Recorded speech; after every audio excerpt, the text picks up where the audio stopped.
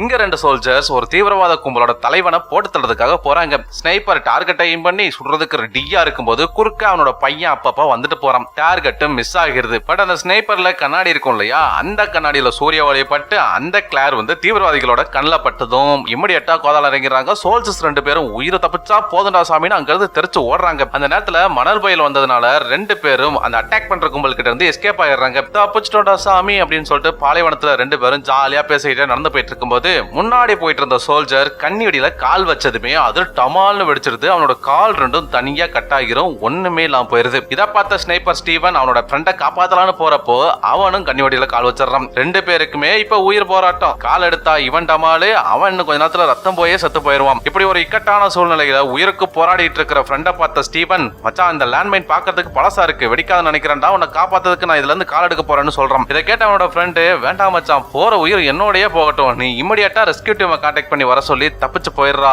உன் பொண்டாட்டி உனக்காக காத்துட்டு இருப்பான் மச்சான்னு சொன்னவன் போசுக்குன்னு தன்னை ஷூட் பண்ணிட்டு செத்துறான். இதை பார்த்த ஸ்னைப்பரும் பயங்கரமா கதறி அலறான். அப்புறம் என்ன செய்ய முடியும், கொஞ்ச நேரம் கழிச்சு அவங்க கிட்ட இருந்த கோடாரிய வச்சு ஃப்ரெண்டு கிட்ட கிடந்த ரேடியோ பேக் அப்படியே எடுத்து ரெஸ்கியூ டீமையும் கான்டாக்ட் பண்றான். பட் அவனுக்கு அந்த ஏரியால மணல் புயல் வரப்போது தம்பி, அடுத்த 52 மணி நேரத்துக்கு எங்களால வரவே முடியாது, நீ உயிரை கையில பிடிச்சுக்கோ, நாங்க வரும்போது உயிரோட இருந்தீங்கன்னா உன்னை நாங்க ரெஸ்கியூ பண்ணிடுறோம்னு சொல்லிட்டு கால் கட் பண்ணிடுறாங்க. அதே நேரம் மணல் புயலும் வந்துருது. கண்ணிவெடியில இருந்து கால் எடுக்காம எப்படியோ தப்பிச்சிடறான். இப்படியே வெயிட் பண்ணிட்டு இருக்கும்போது அவங்க கிட்ட சாப்பாடும் இல்ல, கடைசியா இருந்த தண்ணியும் காலி ஆகிறது. என்ன பண்றதுனே தெரியாம தனி மரமா நின்றுட்டு இருக்கிறான். ஒரே இடத்துல 80 நேரம் நிக்க முடியும், 2 நாள், அதாவது 48 மணி நேரம் கழிச்சு திரும்ப ரெஸ்கியூ டீமை கான்டாக்ட் பண்றான். எப்பயா தொலைவீங்கன்னு கேட்க, இன்னும் 17 மணி நேரத்துல வந்துடுவா தம்பி, உயிரை மட்டும் விட்டுறாதரா, கெட்டியா புடிச்சுக்கோன்னு சொல்லிட்டு அந்த பொண்ணாடிங்க போன் வச்சிடறாங்க. அதுக்கப்புறம் என்ன செய்ய முடியும், அவனும் தெரிதல்னு முடிச்சிட்டு இருக்கிறான். அவனுக்கு பயங்கரமான இல்யூஷன்லாம் நிறைய வர ஆரம்பிக்குது. சரி, இதுக்கப்புறம் உயிரோட ஒன்னும் சாதிக்க போறது இல்ல, நம்மளே சுய கொலை பண்ணிட்டு செத்துலான்னு சொல்லிட்டு ஷூட் பண்ண போறான். பட் அவனால முடியல. அப்படியே 16 மணி நேரமா முடிஞ்சிருது. கடைசி 1 மணி நேரம் இருக்கும்போது